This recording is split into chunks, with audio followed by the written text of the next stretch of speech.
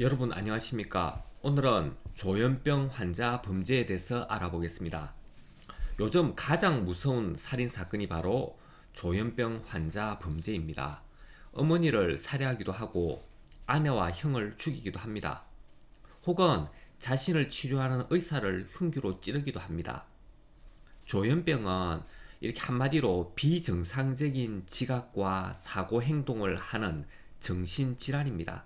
옛날에는 이 병 이름을 정신분열병이라고 했는데 2011년부터 이런 부정적인 의미를 없애기 위해서 조현병이라는 이름으로 고쳐 부릅니다. 우리나라에는 이런 조현병 환자가 추산하는 건데요. 한 50만 명 정도 됩니다. 우리나라 인구를 한 5천만 명이라고 생각하면 한 100명 중에 한 명이 이렇게 조현병을 앓고 있는 겁니다. 엄청난 이렇게 숫자입니다. 이 조현병은 보통 10대에서 20대 사이에 처음 나타납니다. MRI로 이렇게 뇌를 촬영해 보면요, 조현병 환자는 이 건강한 사람에 비해서 뇌가 많이 위축되어 있습니다. 한마디로 그 뇌에 빈 공간이 많이 나타난다는 그런 이야기입니다. 이 병에 걸리면요, 망상이나 환청 증상이 이렇게 나타납니다. 그러다가 스스로 통제할 수 없는 어떤 그런 상황에 이르면 이렇게 아까처럼 이렇게 끔찍한 범죄를 이렇게 저지르기도 합니다. 일반적으로 조현병은 세 가지 이렇게 증상으로 나타납니다. 첫째, 망상형 조현병입니다. 보통 이렇게 피해 망상과 환영, 환청에 시달립니다. 둘째는요, 붕괴형입니다. 말 그대로 정신이 붕괴된 어떤 그런 상태입니다. 알아들을 수 없는 말을 막 하기도 하고요. 앞뒤가 뒤죽박죽 이렇게 섞인 이야기를 막 하기도 하고요. 이해할 수 없는 행동을 합니다. 셋째가 긴장형입니다. 이건요, 집안에서 이제 바깥으로 안 나옵니다. 어떻게 보면 극단적 우울증 환자입니다. 자, 이렇게 이제 첫째, 둘째를 양성형 조현병이라고 하고요. 이 세 번째를 음성형 조현병이라고 합니다. 이 양성형은 이제 위험한 거죠. 그러니까 이게 반드시 이제 약으로 조금 치유를 조금 해갖고 다스려야 되는 어떤 그런 상태입니다. 자, 이런 조현병 환자들이 저지른 그 강력 범죄율은 어느 정도 될 것인가? 제가 이렇게 대검찰청 자료를 한번 찾아봤습니다. 그 자료에 의하면요, 우리나라 일반인들의 어떤 강력 범죄는 인구 10만 명당 68명입니다. 이 강력 범죄라는 건요, 뭐 살인이라든가 강도, 방화, 성폭행 이런 것을 이제 강력 범죄라고 이야기합니다. 근데 우리나라 정신질환자들의 강력 범죄는 33명입니다.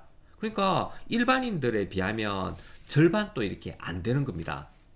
그런데 우리들은 이렇게 조현병 환자들을 이렇게 두렵게 생각합니다. 이게 뭔가 지금 잘못되어 있다는 이야기입니다. 우리들의 어떤 잘못된 고정관념이 지금 이렇게 만든 겁니다. 사실요, 이 조현병이 문제가 되는 것은 그 개들이요, 치료를 지금 중단하거나 아니면 치료를 전혀 받지 않은 상태에서 이렇게 그런 범죄 문제가 발생하는 겁니다. 조현병은 유전적인 요인이라고 볼 수 있는데요, 약을 이렇게 계속 복용하면 그런 문제를 일으키지 않는다고 합니다.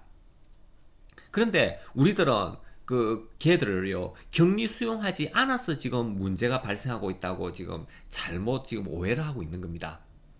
자, 그러면 이런 조현병의 어떤 그런 문제 상황을 그럼 어떻게 해결하면 될까요? 자, 제가 세 가지 이제 안을 이렇게 냅니다. 대응책을 이렇게 제가 살펴본 겁니다. 첫째, 국가가 나서서 그들을 책임지고 조현병 환자들을 치료하고 보호해야 된다고 생각합니다. 조현병 환자들은요, 대부분 그 직업이 없습니다. 자, 그래서 대부분 또 빈곤에 시달리고 있습니다. 그래서 국가가 무상으로 그들을 치료하고 보호해야 합니다. 둘째, 조현병은 초기에 발견하고 치유하는 것이 필요합니다. 자, 의사들의 얘기로 의하면 발견 초기 5년 이내에 이렇게 이제 약물 치료를 잘하면 조현병 환자들은 일반인들과 비슷하게 생활할 수 있다고 합니다.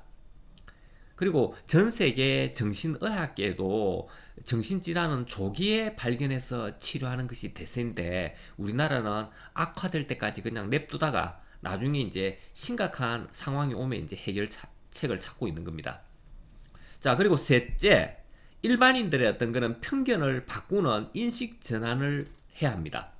우리나라는 지금 한 50, 아까 앞에서 이야기했듯이 한 50만 명 정도가 정신질환자들로 존재하고 있는 겁니다.